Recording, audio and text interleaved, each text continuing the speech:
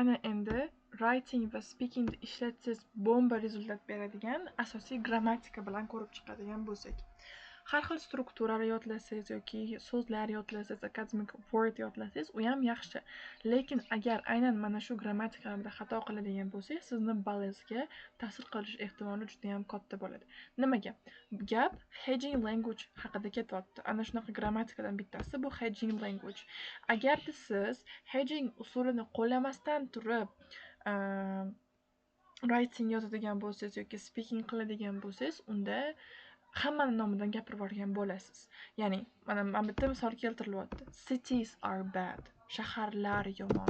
Yokida girls like pink color. Yokida boys like football. Shunga o'xshash gaplar. Qizlar pushti rangni yaxshi ko'radi, bolalar futbolni yaxshi ko'radi. Ha, to'g'ri, aslida qizlar pushti rangni yoqtiradi, lekin hammasi ham emas. Orasida pushti rangdan pram hate qiladiganlari bor. Yoki boys like football. To'g'ri, bolalar futbol o'ynashni yoqtiradi, lekin futbol nimaligini bilmaydigan yoki bo'lmasam bilsa ham juda ham yomon ko'radiganlar ham orasida chiqadi. Aynan mana shu hedging languageni foydalanganingizda siz hammaning nomidan gapirmasdan, balki ma'lum bir odamlar, ba'zi odamlar yoki qizlar yoqtirishi mumkin degan ma'noda ishlatishingiz mumkin bo'lar ekan. Xo'p, ko'rib chiqamiz. Misol uchun, cities tend to be crowded. Shaharlar crowded bo'lish, ya'ni gavjum bo'lishi mumkin. Gavjum bo'lish ehtimoliga ega yoki gavjum bo'lib turadi ba'zi vaqtlarda. Tend to bu moyilligi bor deb tarjima qilinadi o'zi aslida. Yokida girls tend to like pink. Qizlarni pushti rangni yoqtirishiga moyilligi bor. Yoki boys tend to like football. Yoki boys tend to go to play football deb aytishimiz mumkin ekan. Keyingisi, cities can sometimes be stressful. Ya'ni aynan mana bu can so'zi bizda hedging vazifasini bajaryapti va Bambetdagi birinchi gapimizdagi tend to so'zi esa hedging vazifasini bajaryapti. Cities can sometimes be stressful. Shaharlar stressful bo'lishi mumkin deb aytilyapti. Xuddi shu gapni biza tuzgan gapga o'zgartiradigan bo'lsak, qanaqa bo'ladi? Girls can like pink color yoki girls can cook. Girls can fix the lamp. Lampochkani tuzata olishi mumkin. Boys can play football better.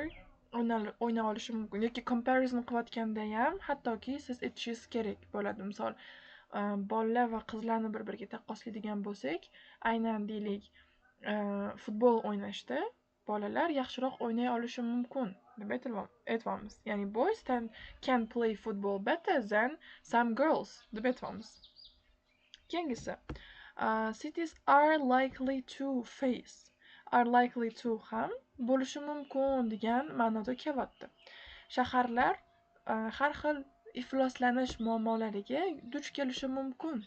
Duch kelish moyilligi bor degan ma'noda kelyapti. May create ham xuddi shunaqa. May create social problems. Yoki girls may, let's say, cook well deb ayta olishimiz mumkin ekan. Endi nimaga men birinchi bo'lib gaplardan boshladim? Sababi men gaplarda birinchi qanaqa kelishini, qanaqa tuzilishini ko'rib olishim kerak strukturalarni. Ana undan keyin kelinglar sizlar bilan grammatikaga o'tamiz. Aynan u nimalar hisoblanadi? Bizda asosiy 4 ta ana hedging usuli bor. Birinchisi modal verbslar bilan. Modal verbsga kirar ekan bu may, might, can, could yoki shunga o'xshagan so'zlar. Keyingisi bu tentative verbslar. Tentative verbs. Ya'ni tend to, are likely to kabi kelar ekan. Uchinchisi bu some, many, most kabi so'zlar bilan ishlatishimiz mumkin ekan va biz buni bilamiz. So'zlardan, ya'ni nounlardan oldinga chiqaramiz. Some cities, some girls, many boys qilib. So, va to'rtinchisi bu adverbslar ekan.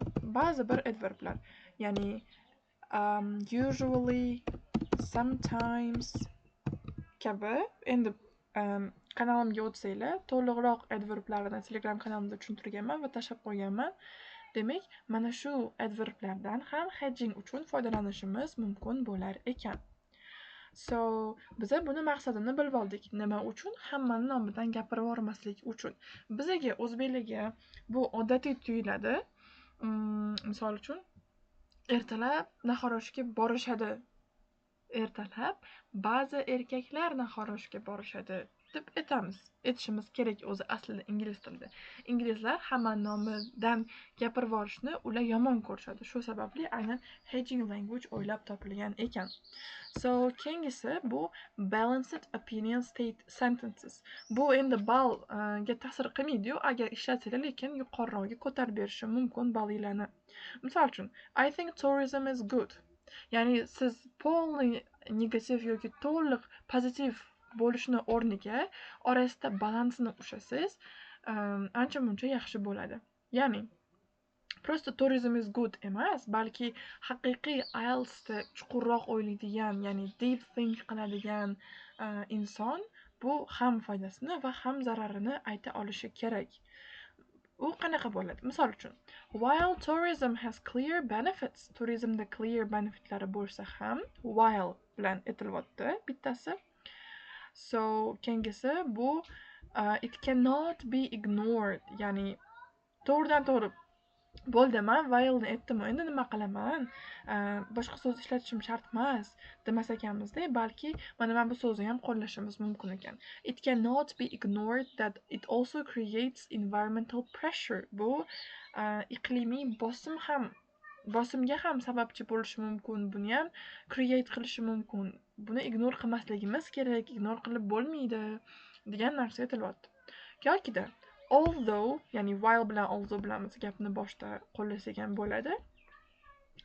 Although cities offer opportunities, they are often associated with high living costs. Shaharlar bir qancha imkoniyatlar bersa ham, qulayliklar bersa ham, lekin ular yashash kostini, ya'ni narxini oshishiga, ya'ni baland narxlarga sabab bo'ladi yoki shu bilan bog'liq deb aytilyapti. Demak, biz bildik, balanced opinionda, balanced approachda javob berishga harakat qilishimiz kerak ekan. Yokida, misol uchun, public transportni qanaqa public transport haqida fikring deb savol so'ralsa, public transport zo'r, environmentga zo'r foyda keltiradi deb faqatgina zo'r yaxshi tarafini emas, balki yomon tomonlarini ham aytishingiz kerak bo'ladi. Shu joyda balanced opinionda qanaqa qilib javobimni, fikrimni bildira olishim mumkin deydigan bo'lsangiz, keyin oxirida aytib ketishingiz mumkin. Yoki oxirida aytsangiz bo'ladi. Men ko'proq foydalarini ko'proq deb bilaman yoki zararlarini ko'proq deb bilaman. I think advantages outweigh or disadvantages outweigh deb aytishingiz mumkin. Yokida berayotgan javobingizda advantage'larni ko'proq aytib, misol advantage 3 ta aytib turib, disadvantage'ni bitta ikkita qilib aytadigan bo'lsangiz, shunda ham o'zingizni qisman o'sha javobingizni, fikringizni bildirib ketgan bo'lasiz.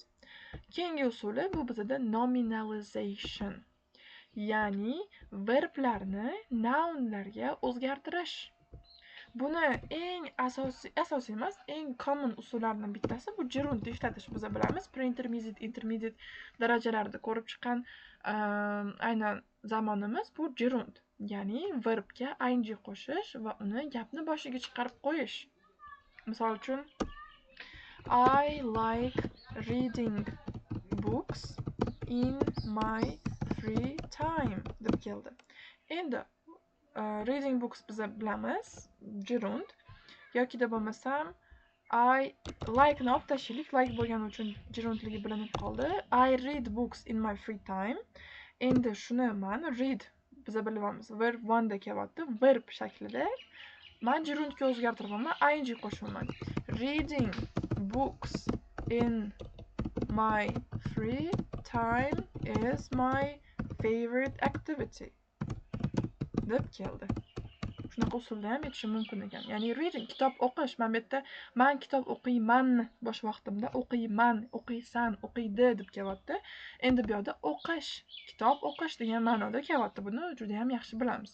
Birinchi usuli nominalization. Ya'ni nominalizationning birinchi usuli bu